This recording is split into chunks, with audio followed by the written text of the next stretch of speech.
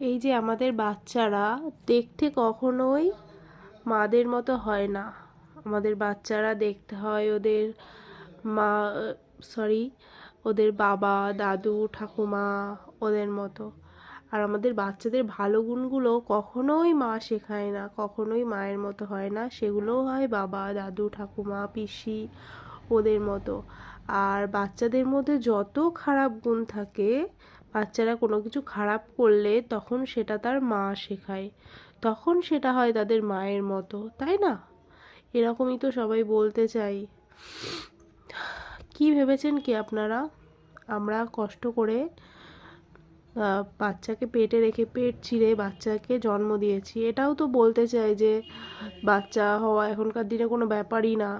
এই যে পেট কেটে খালাস করে হয়ে গেল, মায়েদের কোনো কষ্টই নেই, যত কষ্ট করেছে